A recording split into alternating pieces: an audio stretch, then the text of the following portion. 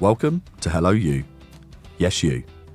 The podcast that opens up the full spectrum of mental health like never before. We're not here to skim the surface. We go deep into every corner of the human experience. From international athletes to high-powered CEOs, everyday heroes to global change makers. Our guests bring raw, real, and radically different perspective on what mental health really means. This is your space, a place for truth, stories, and connection. Whether you're thriving, surviving, or somewhere in between, we're here to remind you you're not alone. So pull up a chair, take a breath, and let's talk about the stuff that matters. Welcome to the most open, honest, and inclusive mental health conversation in the world. I'm your host, Dan Darwin, and welcome to Hello You. Hello You would like to thank our title sponsors, the Loss Prevention Department at Next PLC. Welcome to Hello You. So today's episode, bit of a twist. It's no guest today, it's just me and the camera. In truth, I've probably been avoiding this one. Today, I am going to talk about my story. Now, for any of you that have read my book, What is Normal Anyway, that's out there. That's my life story. Today, it's going to be a little bit different because I do think there is a difference between reading it and hearing it aloud. But today, again, another little twist. I'm going to talk about some stuff that's not in the book. So almost between the lines, if you like. I do find this a lot different to talk about my story now. I'm used to listening to guests and them sharing their inspirational stories that leave me blown away, and I'm sure some of you have listened to some of the episodes and they've resonated and hopefully they've helped. And for me, that was the whole reason behind the book, behind this show, behind everything that I've done, was to help, was to stop people from having to go through those dark paths that I've had to go down. And even if I can't stop you from going down there, at least there's someone there to hold your hand along the way. So I think it feels right today that this episode is going back to my story. Now, I think the best place to start would be my childhood. And I think a lot of my issues stemmed from my relationship with my dad. And on the whole, I didn't have the worst childhood in the world. A lot of that comes down to my mum and my stepdad. They did everything they could to give me everything that I needed as a child. I didn't go without. They worked really hard. And in reality, when I look back and I reflect, my stepdad, who I resented for so many years for being the person that took me away from my father, now knowing that that's not true, and having been in that position myself now, it's easy to look and say, do you know what? He's the person that made me the man I am today. He was the one that taught me morals and ethics. He was the one that taught me that you have to work hard to get anything in this life. But as a kid, my dad was my hero.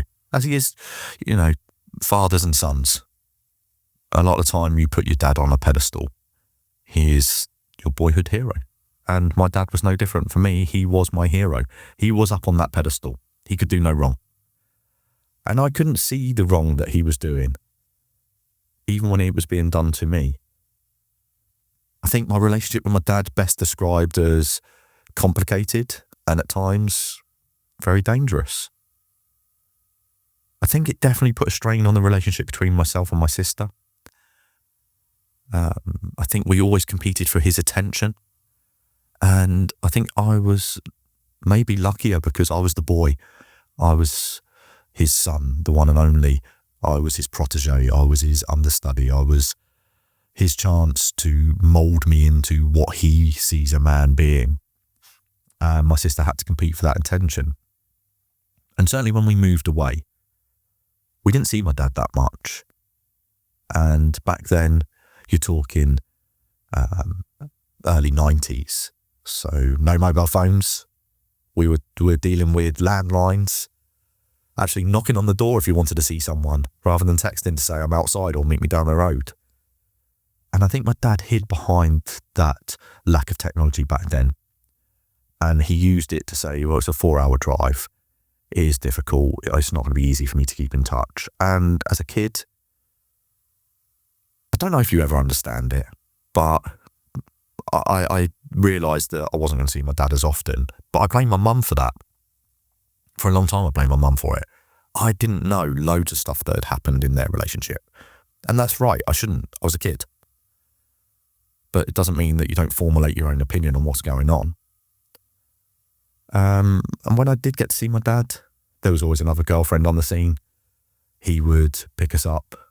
He would leave us with our nan and granddad so that he could go off and carry on living his life. And then we competed for his attention. But, you know, at the end of the day, he was still my dad, and he was still my hero, and he could do no wrong. I think even when it came to an incident that happened when I was 14, even at that point, he was still on a pedestal and he was still my hero. And it took me until much later in life that I actually realised that the relationship was dangerous. But when I was 14 years old, I remember I'd gone to visit him and it was just me. It wasn't unusual for my sister not to come down. By this point, she, I think, had realised that it was really hard to fight for my dad's attention. So she had decided to stay back at home with my mum. And I was visiting my dad. It was the summer. He was working as a bouncer, we'd call it. Door supervisors now, but he was an old school bouncer. And I remember I was staying at his then girlfriend's house. I forget the name of this girlfriend. There was multiple, so I apologise to that person, but I cannot remember their name. I remember being there, my dad coming home from work, and he was drunk. I was a cocky 14-year-old. That and the fact that he was intoxicated didn't mix that well. I remember I was sprawled out on the sofa, and he sat in the armchair just by where my head was resting.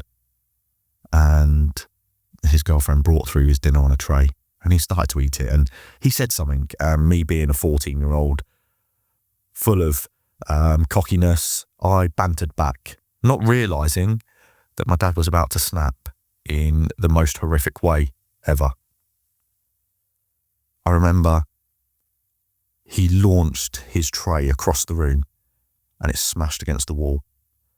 The contents of the plate went running down the wall. He sprang out of the chair. He grabbed me by my hair and he dragged me across the room and smashed my head into the wall. I remember the thud echoing through my brain, and the pain was instant as I fell to the floor. I remember curling up in the fetal position as he kicked and he punched, and he pulled me back every time I tried to crawl away.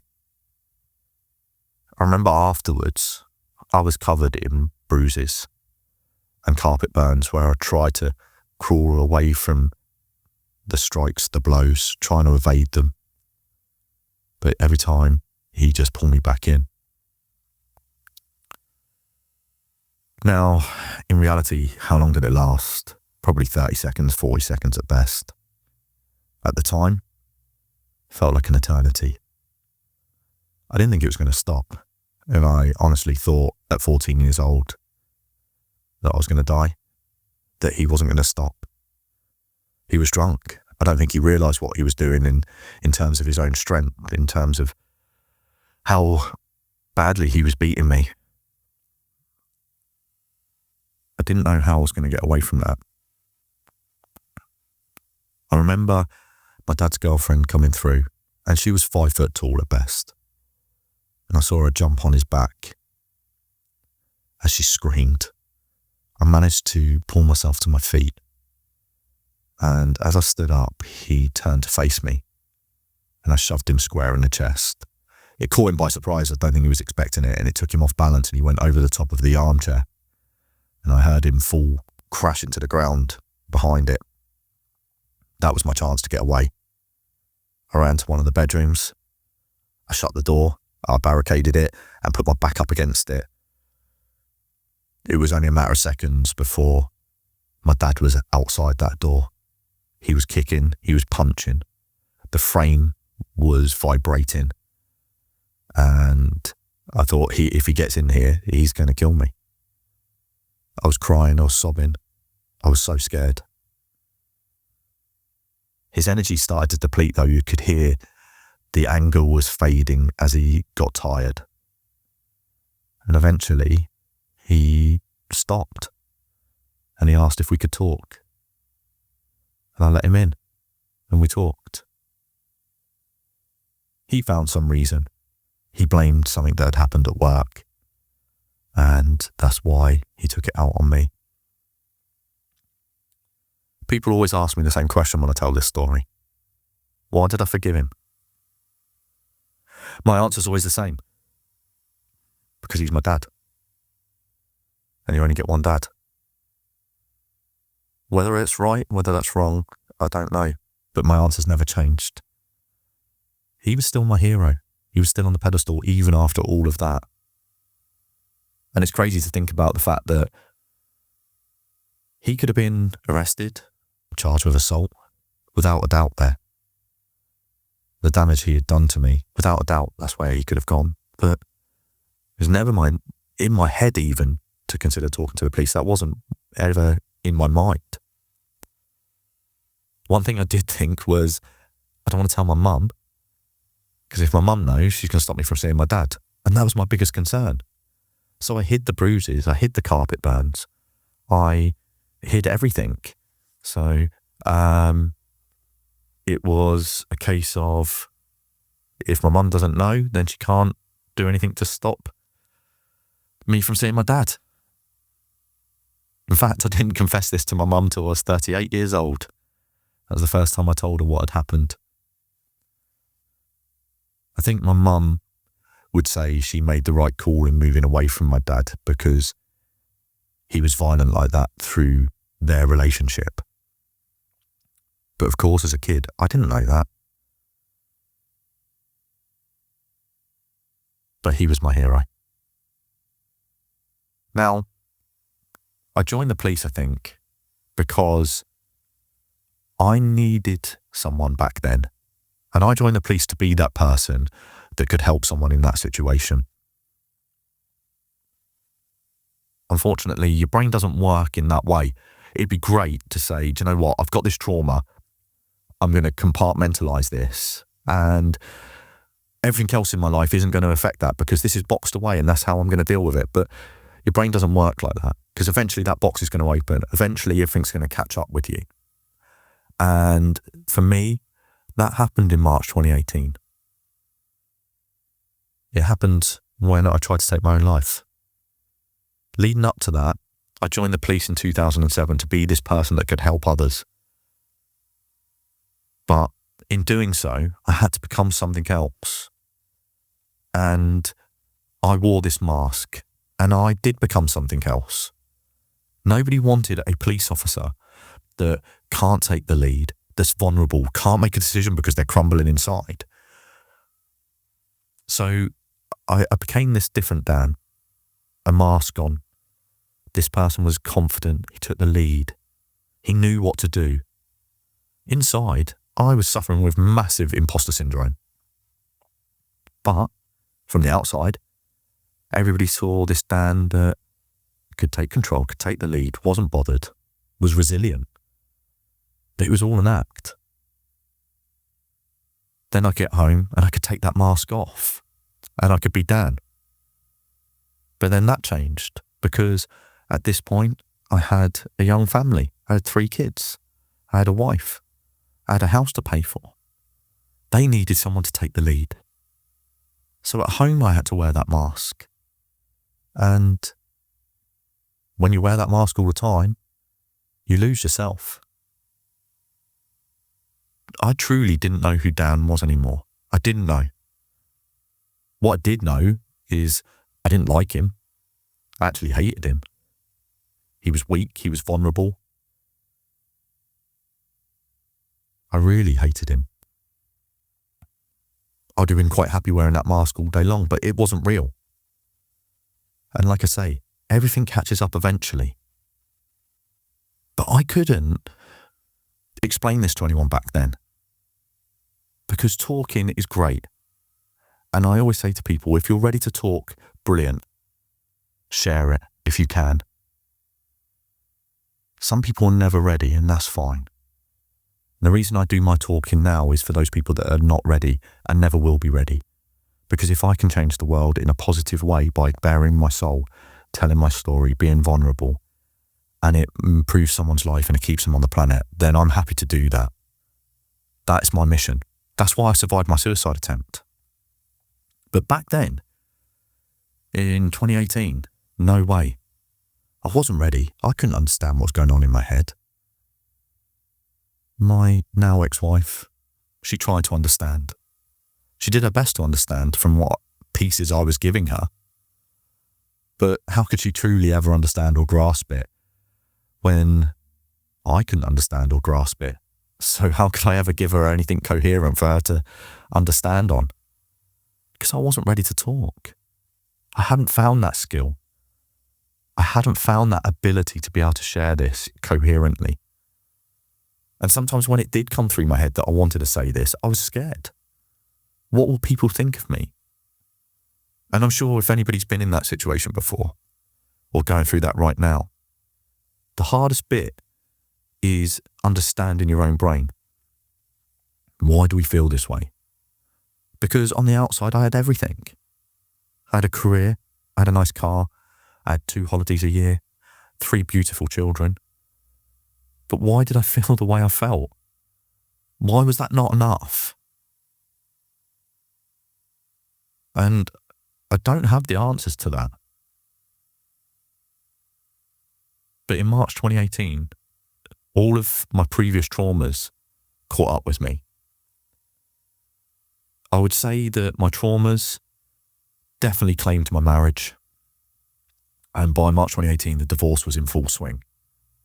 I was living on my own for the first time in my whole life, which sounds very, very silly to say that at 38 years old was the first time I ever lived on my own and had to fend for myself. But it was. It was the first time I was denied access to my children. And I was in intense emotional, mental pain. And I didn't know what to do. So I started to think about, what about if I wasn't here? Would that be better for everyone? I wouldn't be this burden on my children anymore. I wouldn't be bringing them down. I wouldn't be this cause for huge conflict, because I grew up in a broken home and I knew how hard it was. You try to please both parents and that's really difficult. And as a child, you don't understand the intricacies of love and relationships. All you want to do is please both because they're your parents. That's all you know. And I didn't want to put that burden on my kids. So I thought, is it better not being here anymore? So I started to plan to take my own life. And look, I didn't want to die. I'm scared of death. It's probably my biggest fear. I've got the Grim Reaper tattooed on my chest because I am petrified of death. And that reminds me. I know it's inevitable, but I still don't want it to happen. It was a byproduct of suicide, the death. The main factor for me was that it was going to end that emotional trauma, that intense pain. But I found once I started planning it, not only planning it, I prepared. I had everything ready to go. I had no intention of carrying it out, but having those plans, having everything there, made me feel safe. It was a comfort blanket that I can't describe. And it just gave me this feeling that, do you know what? I'm okay. But if it gets really bad, I've got an exit strategy. And that exit strategy will be best for everyone. So if the battle gets too hard, I can just go and it will still be okay for everyone. But ultimately, it was the right thing for me. When I reflect on that, it's really hard to think that I was in that frame of mind, to think that my kids were doing better off without me, my kids potentially having found my body and having to grow up without me. That was hard, but that's not how I was thinking back then. That intense trauma, that emotional pain, that dominates. And my rational thoughts that I thought were really rational, thought through and had a solid basis, they're not the same as the rational thoughts I have now. In March 2018, though, I did activate my plan. Again, I didn't want to die. The pain just got too much. So I started drinking and I started taking tablets. But there's a reason I'm still here. And I said that to you before, is that this is my mission now. I survived for a reason. And look, I haven't got all the answers. But I know I survived to help people. And that is something that changed that night, something that flicked in me that night. I knew something had to change. So I started to learn more about myself. I started to learn about my PTSD. I learned about my triggers. I learned about coping mechanisms. I studied. I started meditating and journaling. And look, some of these things aren't going to work for everyone. Everyone's got to find their own path, their own coping strategies. And mine change all the time. I know that life changes. And here's the big twist. Life doesn't allow everything to be gift wrapped and neatly finished off. It doesn't. It's a roller coaster and we just keep riding it. The ups and the downs. And we find ways of coping. We find ways of coping and living through those highs and getting through the lows. And at different points in our life, we need different people and we need different coping strategies. Because the coping strategies I had back in 2018, 2019, 2020, we're talking pre-COVID. Obviously, everybody had to find different ways of coping during COVID. And I learned a lot more about myself in that time. But my coping strategies have always changed. I used to use food a lot to cope. I realised that. I realised I used to eat my feelings. And now I've got a healthier attitude towards food. Don't get me wrong, I could still eat and eat. But I've got a healthier attitude towards food now. But I know when I'm going to be triggered. Sometimes it creeps up on me. And sometimes I think, do you know what, I've neglected my coping strategies. But that again comes back to what I said, that only self can change self. And something had to change, and I knew I had to do that work.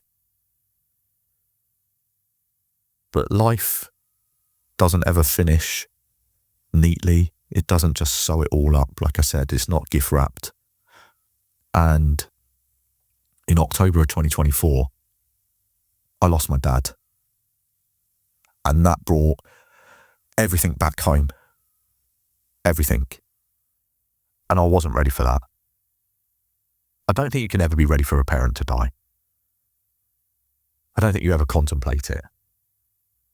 And I had learned way before 2024 that my dad had to be taken off that pedestal. But I still wasn't ready for him to go.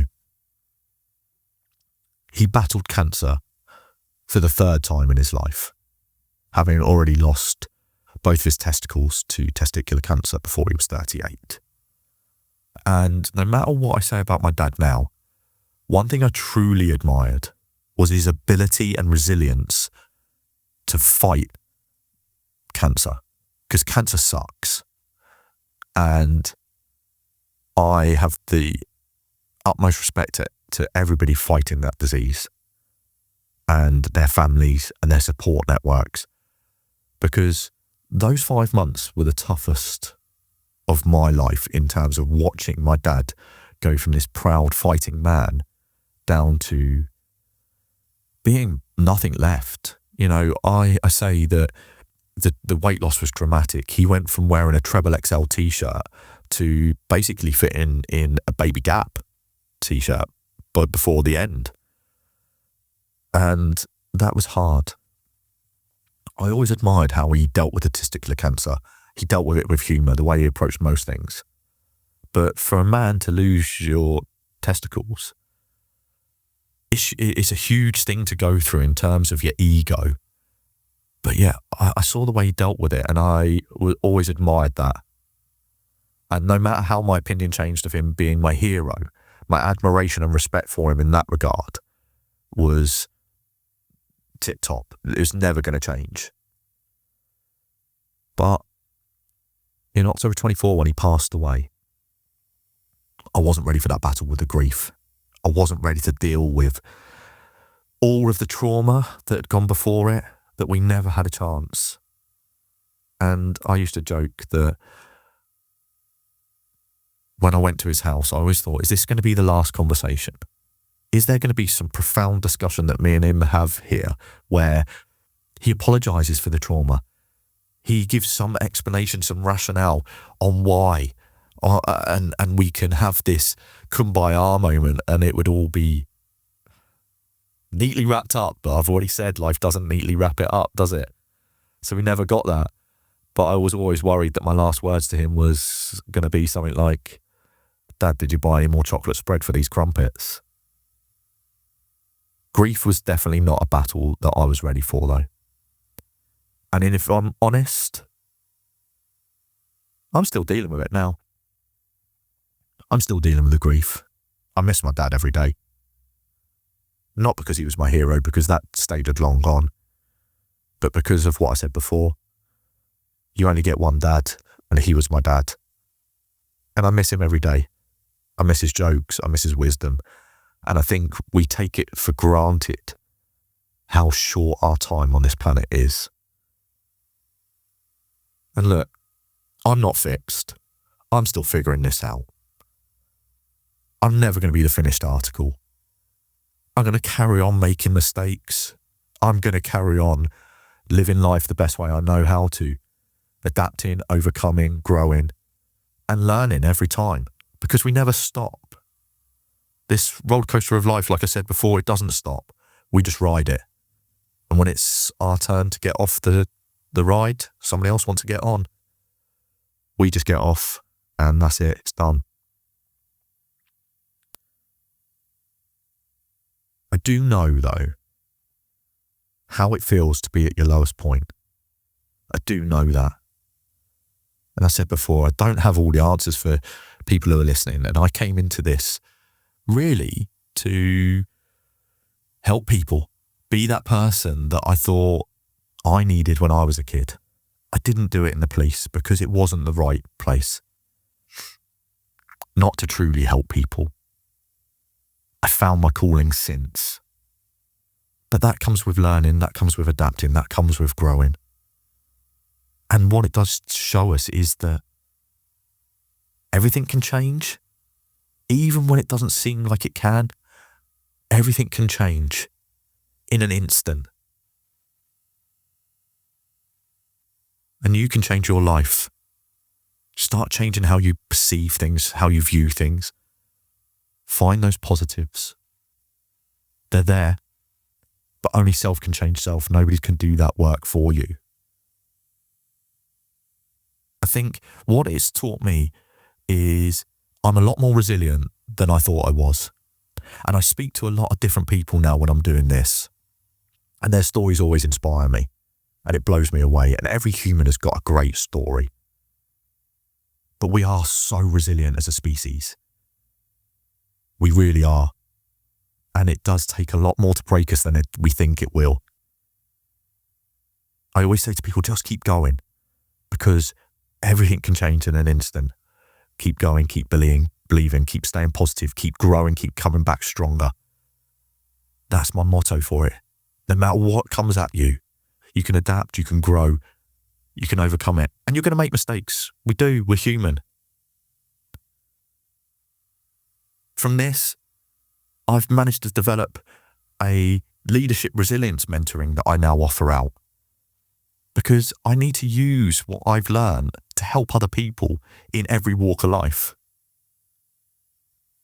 And I think if you've really liked this episode today, it's been a really strange one for me. But if you've liked it, maybe give my book a listen, give it a read, see what you think. And I'm sure there are more gaps that I can fill in at some point on another episode if I stop avoiding these episodes. But that is another episode of Hello You. Thank you for listening.